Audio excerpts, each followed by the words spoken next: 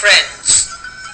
Today I am going to talk about how we classify organisms, how we name them, how we make taxonomic groups, and so on and so forth. I'm going to go through a series of video clippings which I'm sure you're going to enjoy. But during the course of event, a wonderful lady besides me, Dr. Aman, is going to shoot with several questions, and I will try my best to answer all of these. By the time, I'm sure you all guys are going to enjoy. But I believe you are able to hear lots of animals around, so why not hear them? Oh yes, I do get some noise. Let's hear them.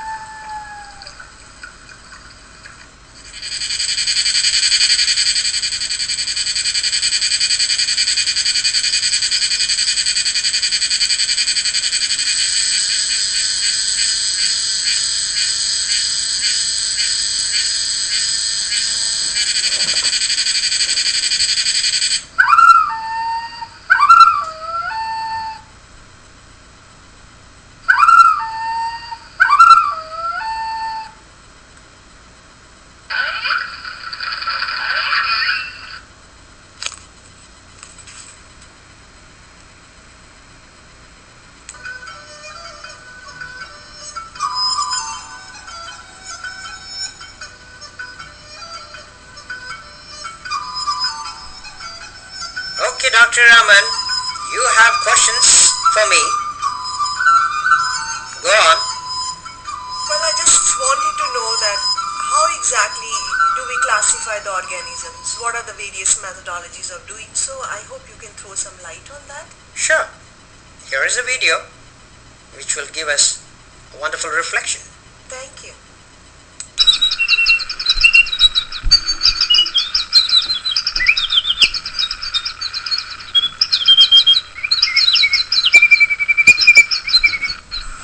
Session listeners, we traversed across the various system of classification, how we classify organisms, identify them, group them, make taxonomic groups, and so on and so forth. Today, I'm going to take you to the world of biological classification, how people started classifying organisms, how we had two big kingdoms, and thereafter into three, and then four, and then five. And there I waited, and I talked about five kingdom theory of Whittaker. But I must tell the listeners that yes, we have traveled into the sixth kingdom, and we have been doing it for a long time. So we do have in the modern world of taxonomy the six kingdoms. Let's take the journey. Start with all that was being done long ago. And I'm sure you know that biologists and various scientists, they were eager how to group and classify some of the plants and animals. So how did they do it? Those fruits and vegetables that were edible would be grouped into one, and those that were considered to be poisonous would be placed into another. And animals, those that we could domesticate and those that were considered as wild. However, similarly, there were plants that were considered to be weed.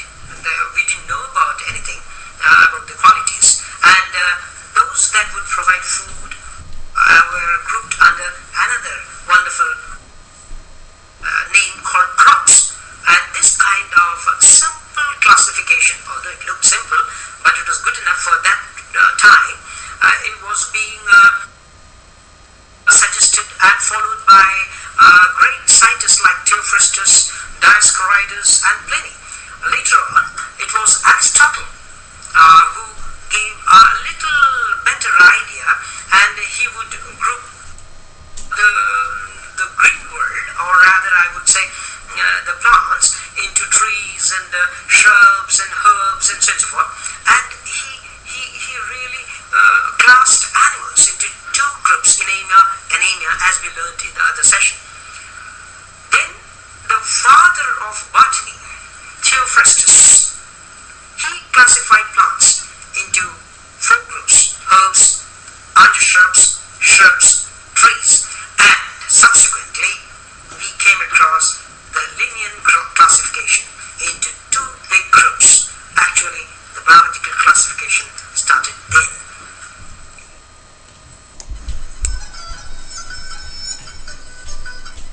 All right, Aman. That was something about how the kingdoms, the classification started. I'm sure your next question could be about the flower man. Yeah, exactly. I just want to know that who is actually the father of classification? Okay, this is a great personality. I mean, everyone knows about it.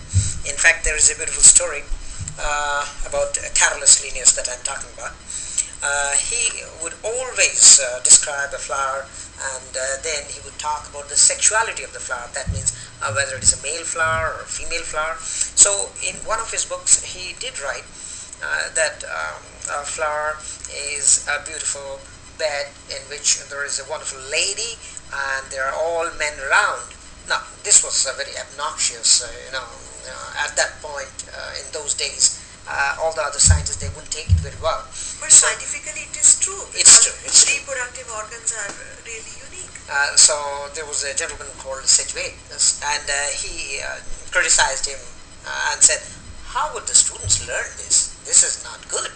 But then Linnaeus perhaps had a wonderful trait of giving back. So in one of his books, what did he do was he named one of the worst weeds after his name. So it was called Sedgwickia. That was really funny indeed. Yeah. So let me go through the second video here. Sure.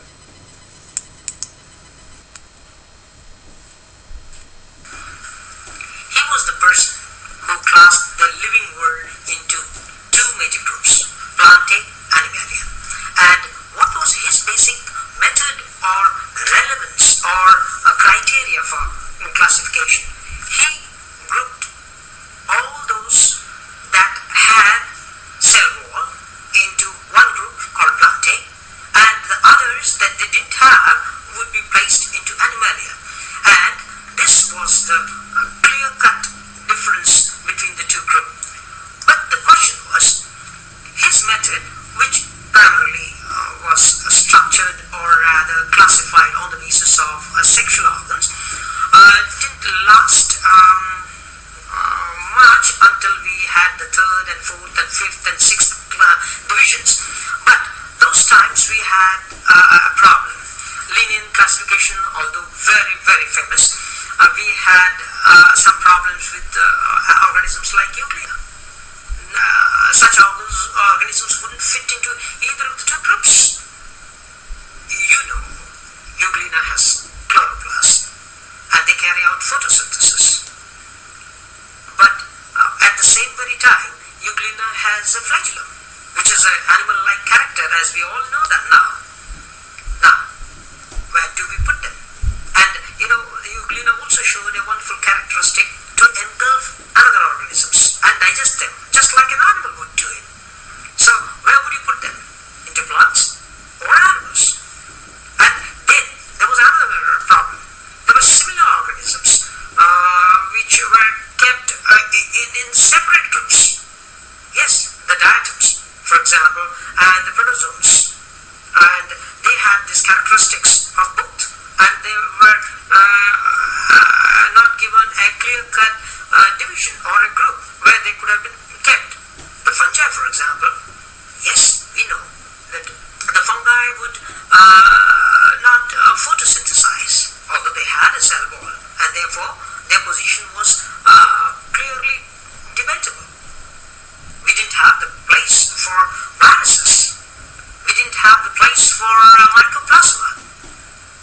And only two modes of nutrition were recognized: photosynthesis and ingestion. What about saprophytic, saprozoic kind of nutrition? They had no place altogether. So we had problems. Cytologically as well. Bacteria, for example, cyanobacteria, for example, they were all grouped under plants. Now, bacteria are not eukaryotes. So it is not only the cell wall issue, it is not only the prokaryotes and eukaryotes issue, there were many others. Some could photosynthesize, some could not, and some were autotrophic, some were heterotrophic. For example, we had autotrophic plants and heterotrophic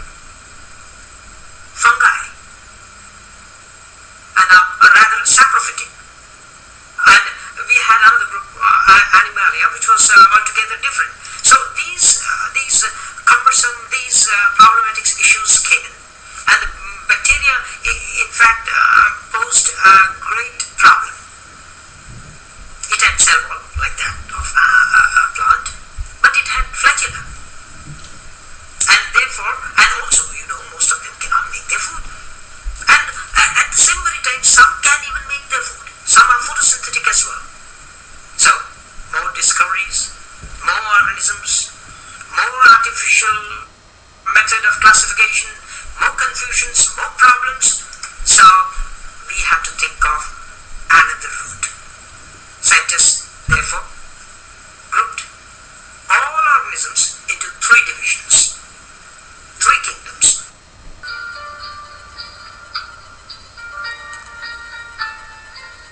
So, Aman, as I was saying, there were kingdoms from 2 to 3 to 4 to 5, and ultimately we have reached 6 kingdoms, and we have all these kingdoms, and they are classified so very beautifully now. Scientists are continuing their process, but for this lecture, I think I would end up now, and we would continue our discussions in the following lecture. And listeners, bye for now. I'm sure you have got to know something about the kingdoms and how the animals and plants, the diverse groups are classified. And that was all about it. This is Dr. Subroto Biswas from Newfoundland Crest.